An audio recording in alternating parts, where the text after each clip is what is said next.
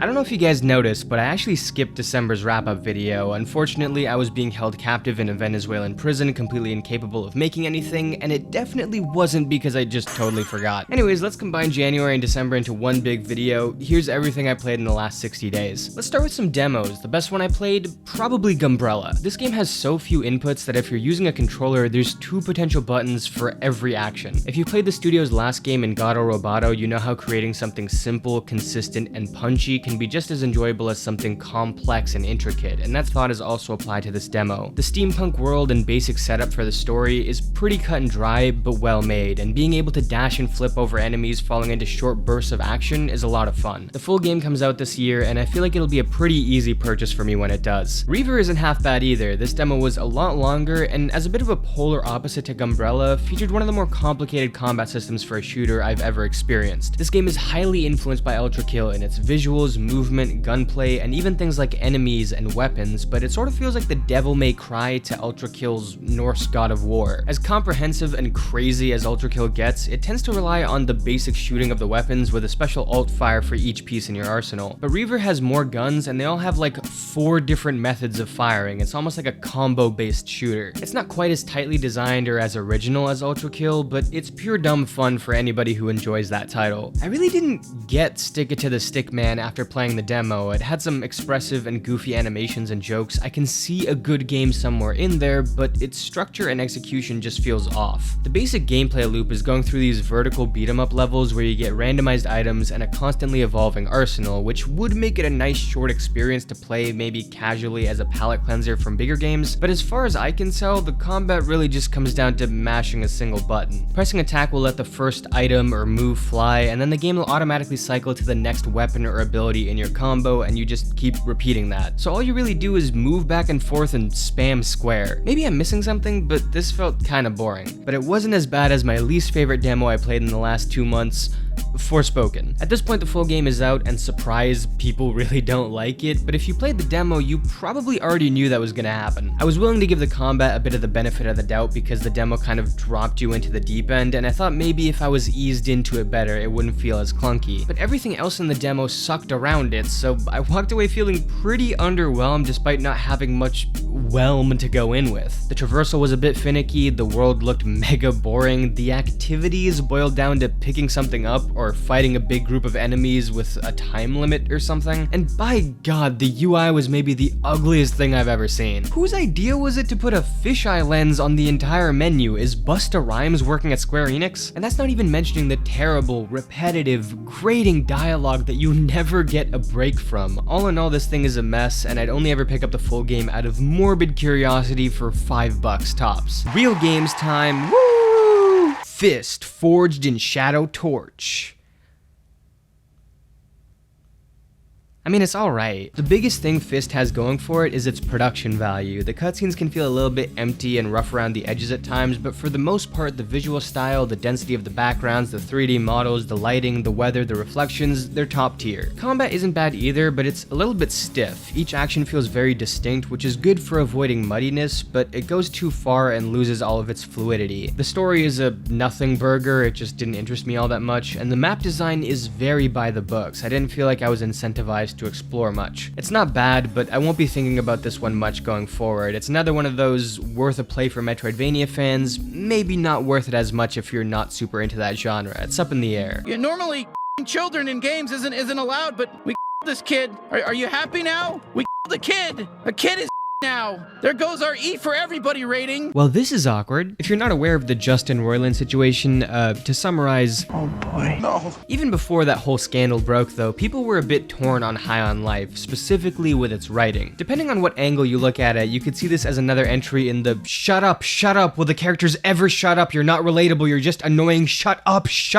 genre, or an occasionally witty but always weird and eccentric adventure with talking guns. I sort of went back and forth between the two opinions, if I'm being honest. There were moments where I really did find the fourth wall breaks or over-the-top scenarios pretty funny, but others where I was literally digging, clawing around desperately on my hands and knees, trying to find where the joke was. There are dozens of moments in this game where the humor might as well be labeled as speech impediments, the conversation. Gameplay-wise, High on Life feels kind of middling. There are good aspects for sure. I like the weapons, and in theory I like the grapple and jetpack and other means of getting around, but they are a bit loose and floaty in practice. The alien bounty hunting mission structure was a good fit for this game, I think, and there were some fun characters and levels, but it really all comes down to your enjoyment of Roiland's humor and how much it stood the test of time, and now I guess his actions behind the scenes. I'd say get to it eventually, especially if you have Game Pass. If you don't like the writing after a couple of hours, just turn it off and move on. There was this huge demon chasing after me! I've talked about Neon White a bunch over the last few weeks ever since playing it in early December, including my best of 2022 video where I did give it a small review like I do here, so I won't take too much time rehashing all of that stuff. If you've seen my other mentions of Neon White, you know I stand with most people on this one. The dialogue and story makes me want to die of shame, but the gameplay gives my life purpose for the first time. I still can't stop going back and trying to outdo myself. I've even beat some of the dev times and I want to keep trying my luck at that. It's fast, it's fun, it can fade into the background or engage you entirely depending on what you're trying to do, and if I made a game right now, I'd want it to be just like this one, minus the boobs.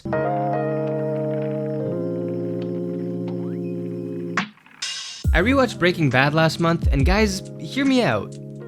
This show's pretty good. I remember the first time I watched this, I was sort of unengaged in the first season and a half or so. It just couldn't get its hooks in me and I was about to give up when all of a sudden I just started getting way more into it. By the time I got to season 4, I was basically watching like 12 episodes in a day, but what surprised me the most about my rewatch is that all of a sudden I actually thought the early seasons were great. I legit can't even tell you what I didn't like about them originally. I'm drawing a complete blank. There's not a lot of wasted space in this show. Even if something feels kind of unnecessary at first, it all crescendos beautifully into one of the best finales of all time. I've literally only seen one person say something negative about the ending, and it was some degenerate on Discord. How do I know he was a degenerate? Well, it was my Discord, so I feel like that's an automatic qualifier. Breaking Bad is good, you heard it here first. The Guardians of the Galaxy Christmas special was good, if a little bit unmemorable. It wasn't really meant to be taken very seriously. I'm not gonna judge it too hard. I feel like it accomplished its goal, it had some funny moments, but I'm glad the Guardians are closing off soon with what seems like a very emotional movie. They do feel on the verge of becoming Flanderized, so I think it'd be nice to send them off before they become parodies of themselves. And proving I'm not like other girls, I listen to SZA and basically only SZA in December. I don't care what anyone says, okay? You can call me a basic white girl. SZA makes good music, period. Control was my go-to homework album for a while, and I feel like SOS can easily take on that same role. I do think Control was maybe a bit cleaner and more consistent, and SOS is rockier but has more highlights, but that's not to say that Control is boring or SOS has a bunch of duds. They're just two great albums that manage to be great in slightly different ways.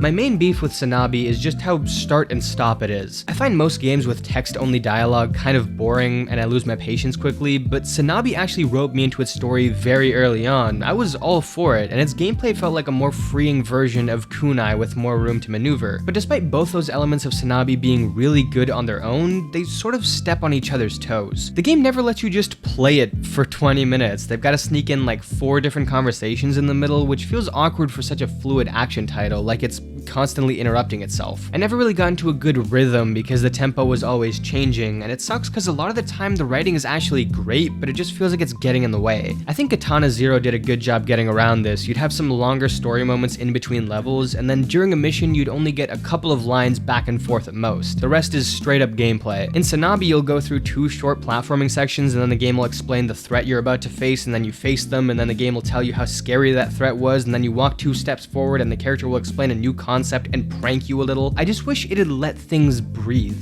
It's still a really good time. I'd even say put it at the top of your wish list, because even though I was complaining about it this whole time, it is really good, but it's a rare game that's a notch less than the sum of its parts. Shadow, what the fuck are you talking about? You're a beta male, Sonic. I didn't really get Sonic Mania the first time. I played it for like an hour, didn't really get the hype around 2D Sonic, and then I put it down and moved on with my life. I also didn't get it for the first few hours the second time, but I wanted to push through it a little bit further because in theory a platformer with a fast, agile character is my bread and butter. And I'm really glad I gave it a second chance because eventually I finally got to the point of thinking,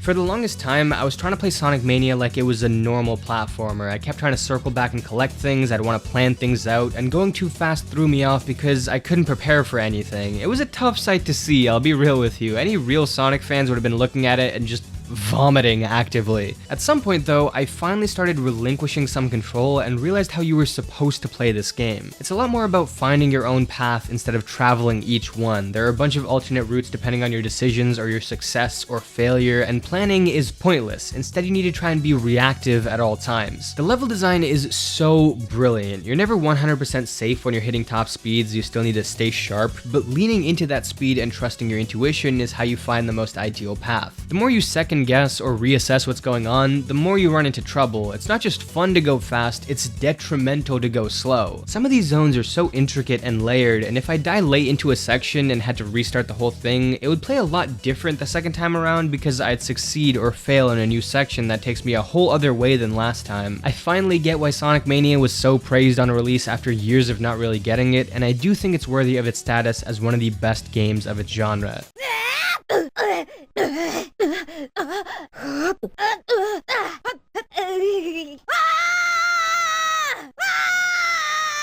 Now, I'm not done with Link's Awakening yet, but I am gonna finish it, and when I do, it's gonna be the first Zelda game that I complete front to back. I never really knew how to approach this series before, especially since Breath of the Wild is a bit of a different beast, but Link's Awakening is a pretty welcoming entry point to one of gaming's most storied franchises. It's simple enough for just about anybody to pick it up, and it feels like an absolute back-to-basics, square-one adventure game with enough charm and atmosphere to keep it from feeling antiquated. It never quite challenged me, and I probably had more fun with games inspired by the original Link's Awakening in Death's Door and Tunic, but playing this game felt like a glimpse into the center of the action-adventure Tootsie Pop. And sometimes it's nice to take away the bells and whistles and get back to the core of what makes these games great, especially when you can give it as much character as this game has. Put it at the top of your wish list and then prepare for it to sit there for years, because sales are to Nintendo what girlfriends are to me. There simply are none.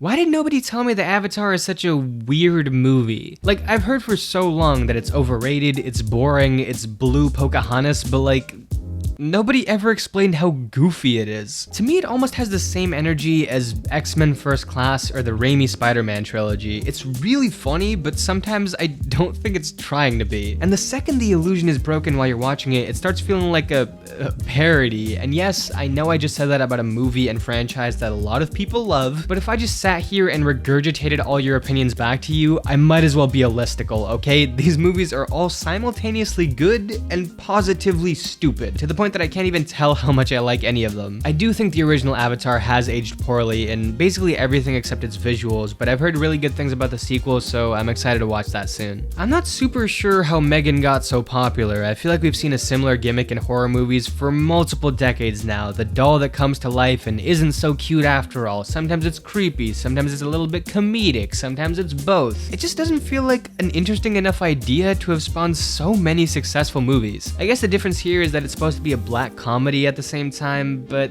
I don't know. I watched it with my friends because they wanted to, and it was fine. I thought there were some funny moments, and it just goes bananas near the end, although maybe a bit too much right at the finish line, but I didn't feel like I was watching anything special. It's a fine way to kill a few hours, but I'm not as hot on it as everybody else seems to be. That's not the case with this next movie, though. Holy Jesus, Puss in Boots 2 is unbelievable. One of the first things that my siblings and I talked about when we walked out of the theater was whether it was better than Kung Fu Panda 2, and while I still need a little bit more time to think about it, the fact that that's even the comparison I'm making in my head should tell you everything you need to know about this movie. The Last Wish is beautifully animated, features incredible anime-ass fight scenes, compelling themes, an amazing villain that I wish was utilized just a little teeny tiny bit more, a great secondary villain, a good use of classic fairy tales, which the Shrekiverse is known for obviously, and it's actually pretty funny. If you like animated movies, go watch this one, and if you don't like animated movies, stop being pretentious and go watch this one. I know it's not over yet, but The Last of Us TV show is the best game adaptation we've seen to date. Some of the more successful ones have had more loose connections to the lore or story of the games. It's like they were a basic foundation on top of which something completely new was made. But The Last of Us on HBO at times rips dialogue straight from the game, designs it set around the locations you visit in the game, and explores the characters that you meet in the game. It just expands it all and makes some changes that are more suitable for TV. Like, if you think about it, the Bill section in the game is a fetch quest disguised as a story segment that features the ultimate survivalist. And especially because you actually need to play things around this, you can only really see his backstory through Joel's eyes and through scattered notes in the section. But in the show, they dedicated a whole episode to Bill, and obviously no spoilers, they do change the interaction that Joel and Ellie have with him. I'd love to give my full thoughts on the show, but I'm gonna wait until it's all out, maybe do a spoiler review, who knows. But like I was trying to tell everybody who was freaking out over some quotes from Craig Mazin, the co-creator, that were blown way out of proportion, anybody who was paying attention knew that this show was gonna be baller and that Mazin loved the game, and I'm really glad that they can just let their work do the talking now because it's that good. Sayonara, sucker!